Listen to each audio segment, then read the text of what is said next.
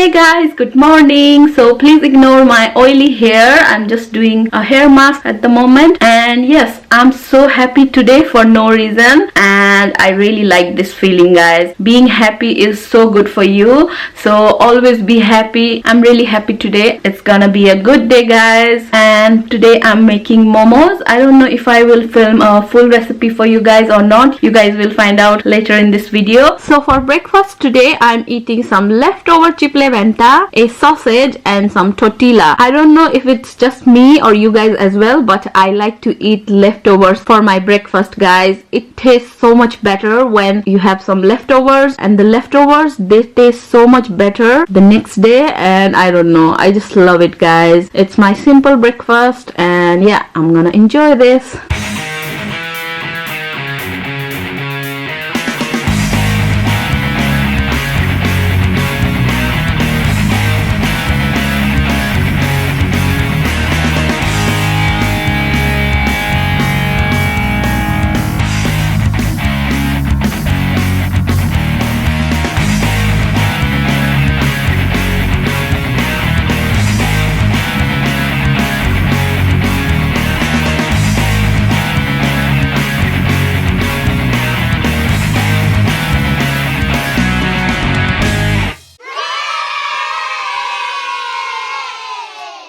Did you like the magic, guys? Don't say you didn't. Secretly you did. So yeah, that's my makeup for today, guys. I'm glowing today. Whoa, look at that glow, guys. Love it. And today I did a little bit of smoky eye, guys. And as you guys can see, it's beautiful. While bringing this downstairs, guys, I dropped it so hard. I don't know if it's working or not. Can you hear the noise, guys? Something is broken inside, but I don't know what it is. So let's give it a go. Thank God, guys, the hot air is coming, so we are good. Something is broken though. You can hear it. You know, I'm clumsy. At least this is working, thank goodness. I'm really bored at the moment, guys, and I'm looking at some holiday packages. I really want to go Thailand, guys. Look at this. How beautiful is this, guys?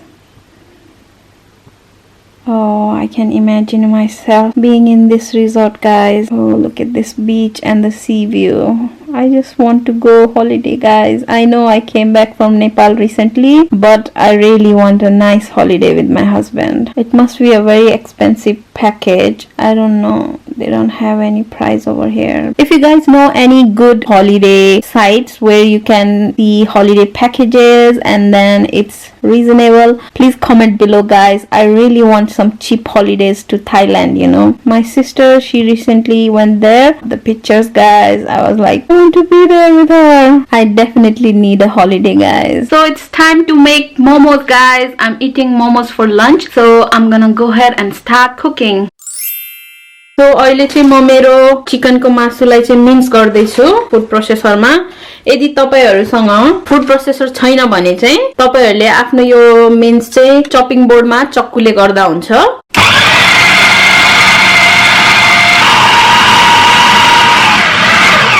मैले मेरो chicken राम्रोसँग means गरेर भ्याइसके, guys. यसलाई चाहिँ मसिनो तरिकाले means गर्नुपर्छ. हेर्नुस्, यतिको हुनुपर्छ.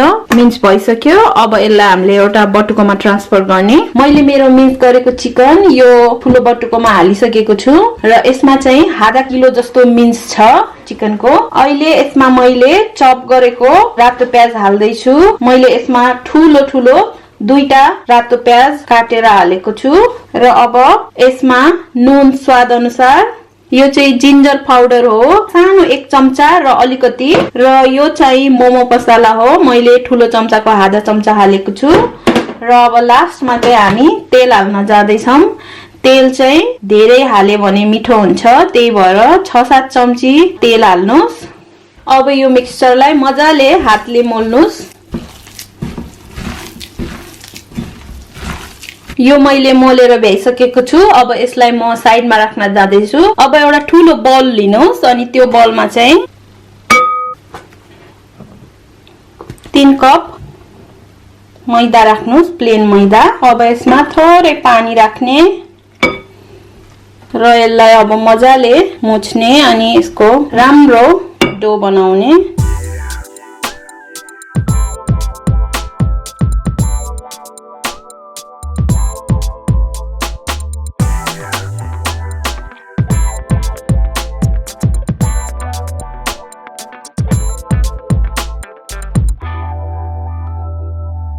पानी चाहिँ यसमा थोरै थोरै गरेर हाल्नुस्, एकैचोटी नहाल्नुस्। यो काम अलि मेसी हुन्छ, टाइम पनि लाग्छ यसलाई, तर आफै घरमा बनाएको डोको चाहिँ स्वादै अर्को हुन्छ। त्यही भएर सक्दो यसरी नै आफूले नै घरमा डो बनाउने प्रयास गर्नुहोस्, धेरै गाह्रो छैन। अब यसलाई मैले मुछेर यस्तो डल्लो बनाइसकेको छु, तपाईहरुले देख्न सक्नुहुन्छ। अब यसलाई चाहिँ 20 मिनेट जस्तो छोपेर साइडमा राख्नुस्। यस्तो गर्नाले चाहिँ तपाईको डो राम्रो अनि सफ्ट बन्छ। मैले यो डो राखेको 20 मिनेट भइसकेको छ। अब यसलाई खोल्नुस् अनि यसलाई फेरि 5 मिनेट जस्तो मुछ्नुहोस् डोलाई नरम बनाउनको लागि।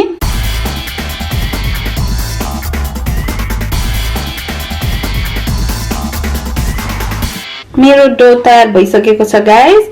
अब हामीले यसको सानो सानो रोटी बनाउने। सो एउटा सफा वुडन सर्फेसमा मैदा छर्किने पहिला, ताकि तपाईले यो सानो सानो रोटी बनाउँदाखेरि चाहिँ नटासियोस्। एउटा सानो डो लिनुस् अनि यसरी हातले गोलो बनाउनुस्।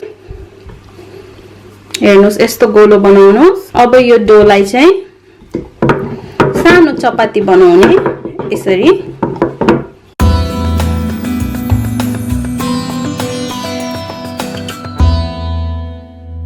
धेरै बाक्लो पनि बनाउनु हुँदैन, यो रोटीलाई ठिक्कको बनाउनुस्। हो यतिको पातलो भए हुन्छ। अब यसरी नै 10-12 वटा सानो चपातीहरू बनाउनुस् अनि त्यसपछि हामीले फिलिङ गर्ने छौं यो चपातीमा।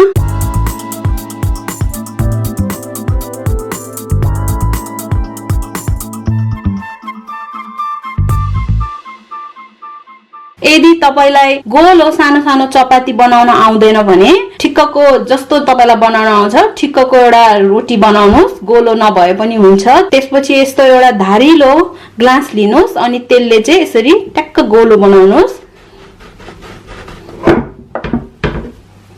हेर्नुस् त कस्तो मजाको गोलो रोटी बन्यो। सो यो हजुरहरुलाई एउटा टिप हो जसलाई चाहिँ पेल्न आउँदैन। मैले 10-12 वटा सानो सानो चपाती बनाएर भ्याइसकेको छु। अब चाहिँ हामी हाम्रो फिलिङ गर्न जाँदै छौं, जुन चाहिँ अघि हामीले बनाएर राखेको थियो। अब चाहिँ एउटा सानो रोटी लिनुस् अनि त्यसमा सानो चम्चाको 1 चम्चा जस्तो यो हामीले अघि मोलेर राखेको किमा राख्नुहोस् र सानो सानो प्लेट्स गरेर यसरी मोमो बनाउनुहोस्। मैले पहिला नै 2टा जस्तो कसरी यो मोमो डल्लो पार्ने भनेर भिडियो बनाएकी छु। तपाईहरुलाई म त्यो लिंक तल गर्दिन्छु। तो तपाईहरुले त्यो भिडियो हेरेर यसरी राम्रो राम्रो डल्लो डल्लो जस्तो शेपको तपाईहरुलाई मन पर्छ त्यस्तै मोमो बनाउनुहोस्। यो मोमो चाहिँ तपाईहरुले बनाउँदाखेरि साथीहरुसँग मिलेर बनायो भने चाहिँ झनै रमाइलो हुन्छ अनि सजिलो पनि हुन्छ।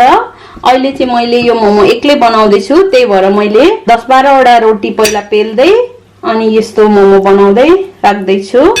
सो तपाईहरुको साथीभाइहरु छ भने बोलाउनुहोस्, यसरी मोमो बनाएर रमाइलो गरेर खानुहोस्। मैले 10 वटा जस्तो मोमो डल्लो पारेर भ्याइसकेकी छु। अब म तपाईहरुलाई यसलाई कसरी बनाउने सिकाउँछु। यो मोमोको भाँडोमा पानी तताउने 1 जग जति पानी यहाँ हाल्ने पहिला अनि यसलाई मज्जाले उम्लिन दिने अनि त्यसपछि यो मोमो राख्ने भाँडामा चाहिँ तेल हालेर यसरी दल्ने ताकि तपाईको मोमोहरु चाहिँ भरे पकाउँदाखेरि नटासियोस्। अब यसलाई यसको माथि राख्ने अनि त्यसको माथि अघि बनाएको यो मोमो चाहिँ यसरी राख्दिनुस् गोलो गरेर।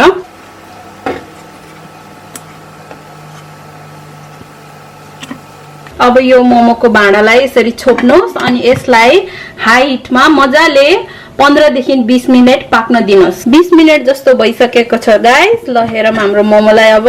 ल हेर्नुस् त मोमो खानको लागि तयार छ। तपाईको मोमो पाक्यो भनेर कसरी थाहा हुन्छ भने यो हल्का टल्किन्छ अनि त्यसपछि यो मोमोको मासु चाहिँ मङ्ग बसाउँछ। यो टिप चाहिँ मैले मेरो एउटा कजनबाट सिकेको हो। सो आफ्टर 20 मिनेट्स तपाईको मोमो हल्का टल्किन्छ अनि मङ्ग बसाउँछ भने तपाईको मोमो खानको लागि तयार छ। मेरो मोमो तयार भइसकेको छ र आज म मेरो मोमो चाहिँ म केचपसँग खान जाँदै छु। तर मैले 3टा जस्तो भिडियो अपलोड गरिसकेको छु चटनीको लागि। भट्टको चटनी, तिलको चटनी अनि डल्ले खोर्सानीको चटनी मैले अपलोड गरिसकेको छु पहिला नै। कृपया त्यो भिडियो हेरिदिनु होला र मेरो त्यो चटनीको रेसिपी पनि ट्राई गरिदिनु होला। सबै लिंकहरु चाहिँ म हजुरहरुलाई यो भिडियोको डिस्क्रिप्सनमा एड गरिदिने छु। र हेर्नुस् मेरो मोमो रेडी भइसकेको छ र म खानको लागि पनि तयार छु।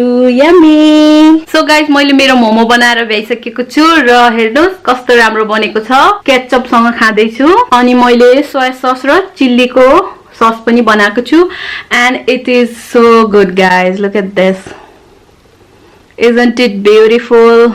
I'm gonna enjoy my dumplings guys. I'm gonna give it a try with this chili and soya sauce. So juicy. Please try it guys, it's super delicious. मैले चाहिँ 3टा चटनीको रेसिपीहरु अपलोड गरेको छु पहिला नै। सो कृपया त्यो हेर्न नभुल्नु होला र त्योसँग पनि try गरिदिनुस्। I'm gonna try with ketchup now. So good guys. Momo is the best. Right now I'm watching Chupke Chupke guys. This is one of my favorite movie. I love this guy. I don't know his name again. This guy is so funny. I just can't take it. And Rajpal Yadav is my favorite too. I'm watching this movie maybe 5th time guys and I just love it every single time. Definitely watch this movie if you haven't. Okay guys, that's all for today. Thank you so much for watching my vlogs and I love you all. Mwah.